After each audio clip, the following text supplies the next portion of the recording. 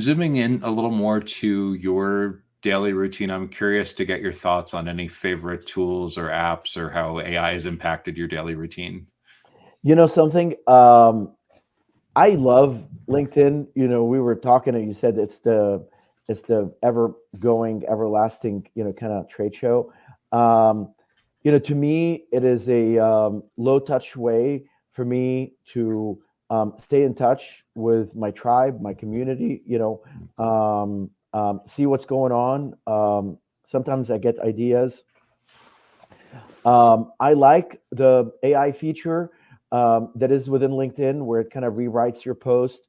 I don't always take it. I always kind of like let it edit my post and then re-edit it because it doesn't always get it right.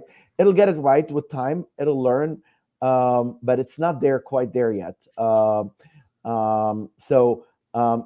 It also helped me, kind of like grammatically edit my posts, frankly, on LinkedIn. I like it a lot.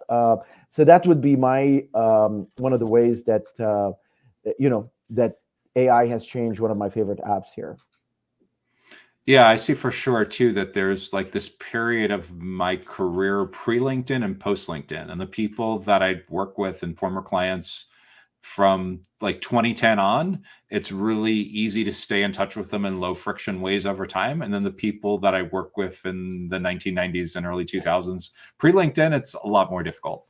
Yeah, yeah, for sure. It's a lot more difficult, and yeah, I mean, I hardly spend. I mean, just in complete transparency, any time on Facebook or X or Yeah. any of these platforms. It's just I'll keep in touch with my friends and family on Facebook, but and X, I just don't know what to make of it yet. There's there's something to be done from a B2B on X. I just don't know what it is yet. It's just it's unfortunate, but it's a lot of political and yeah, it's a lot of political noise out there. And personally, my appeal to my LinkedIn tribe is please keep politics out of LinkedIn. I mean, that would be my plea. Keep your political beliefs on the side. Just don't bring them to LinkedIn because nobody ends up as good friends whenever you do that. And just keep them away. We have enough to talk about. And there's enough places to talk about politics other than LinkedIn. I mean, yeah, other than LinkedIn, go talk about it anywhere else on Facebook and Twitter and all that good stuff. But just keep LinkedIn for the purpose that it was built, which is a place, for business people to talk to each other, connect, and yeah, that would be my play.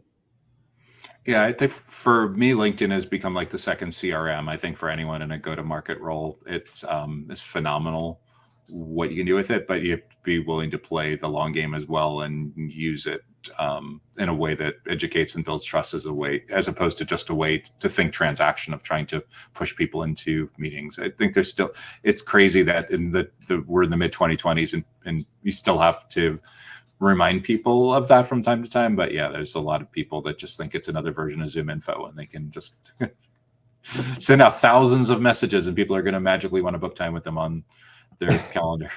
Yeah, If on only. Calendly, they send you the Calendly invite. That's my favorite. So yeah. Yeah. Yeah, for sure. The world has changed. I would remember too with keeping the conversations professional on there. I remember going to a train the trainer workshop very early on in my career. I think it was for something PC troubleshooting. And the advice from the veteran instructor at the time is it will serve you well in your classes and your workshops, what you need to do to stay away from religion, sex, and politics, because one of Exactly. those three. And that's, by the way, that's good advice for LinkedIn users. That's very good advice because this is a professional environment and you don't know you don't know who you're going to offend and why, right? And you don't know an offhand comment can cost you a deal, can cost you a career opportunity. So anyway, yeah, agreed.